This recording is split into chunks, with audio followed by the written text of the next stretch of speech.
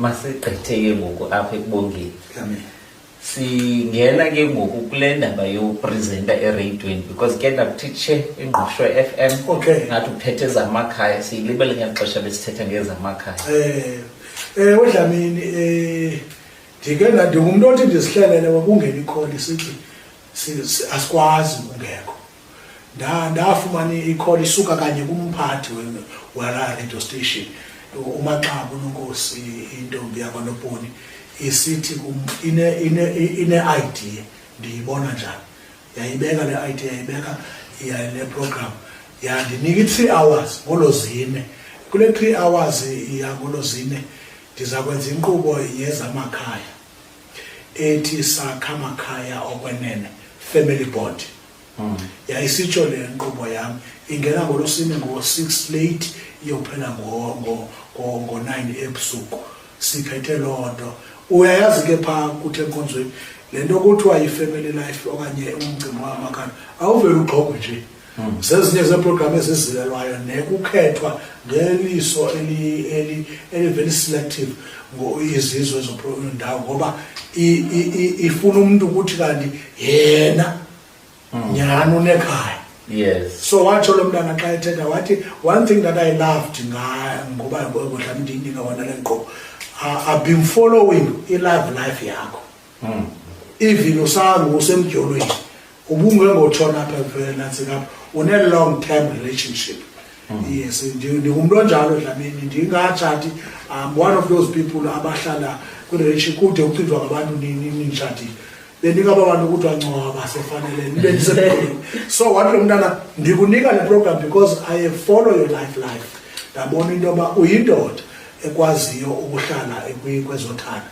Ndingake ngokungakuxhobise sasiphethe lo nkqubo njalo kuNgqusho FM 99.5 qongolozine ethi sakha amakhaya okwenene family bond. Kangaba yayisithi inantsika isinga samxa ndingena khona yangena ingonya yangena imbonqana bethuna sifikile singoqala zive madoda silapha eNgqusho FM 99.5 ngoba utyeba kwembizo yeNgqusho FM sibone isicikweni sakha amakhaya kwenene sixoxula amaqolo xamba kwethu sakha abantu sakhe isizwe sakhe ilizwe sixoxula xamba kwethu senza abantu babe ngabantu abantwini bathandeke isizwe bangangena ezilingweni baxolele lo mhlaba ukuze bangene isizweni.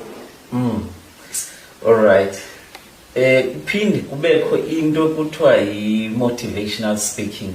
Yes. Ndikubona uba uhamba umenywa kwezi ndaba mawube sisithethe i-guest speaker.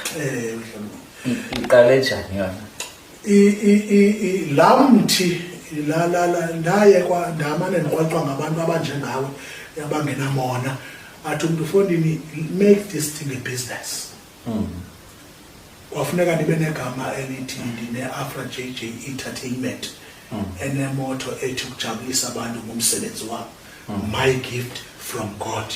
Ngoba ke kuDlamini kuyo yonke lento yalo mlilo uvutha amathambeni wami ndinenkolelo endisimelele ngayo incwadi kaYakobi ethi sonke isipho esihle sivela kuThixo.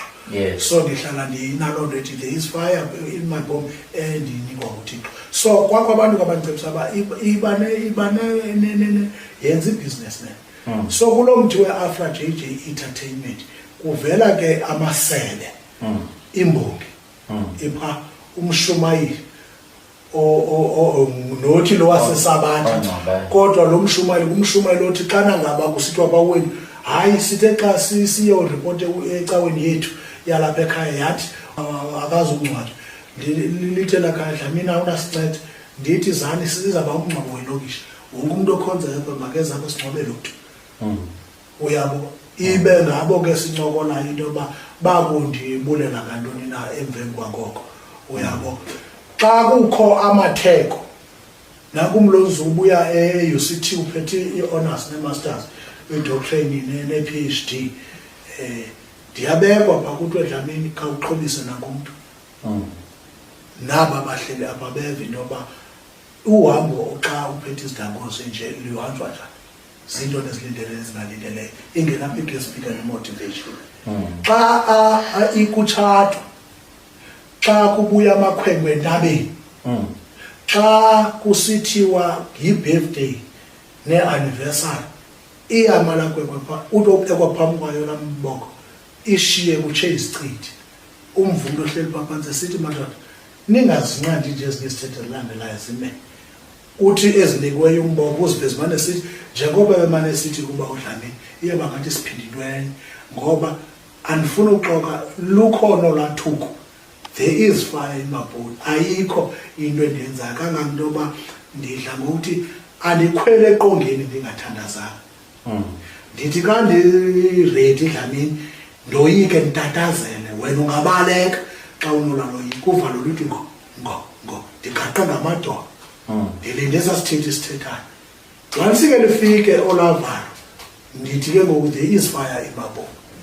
ndi-ready ngangintoba ubungu-MC ofokofoko awunakwazi undinqanda yile nto xa ungu-MC awufuneka undibize Dlamini awubizwa antombongo kuthiwa yake zola nithule nantsi imbongo kajaji yeza andibizwa ngoba ufuneka ndiwuve laa mlilo vutha lutsho lavalo ngongozo kubekho into ethi mandibaleke kangaba nalo mfazi uvela tatazela atshiswe namicha xa sele ndifikile ngoba uvela ndibone ndigaqe ngamadolo phantsi ngelaa xesha ke Dlamini andisenabe ndime tu qha into onganayenza Dlamini le nto yoba uthi xa ndigqibayo undinika laa mbongo uthi mandiphinde laa nto ngoba beyongathethini there was fire in my bone sithi ke pha enkonzweni yethu bangathi uMokrestu Dlamini Amen. umshumayela kayiphindi inshumayelo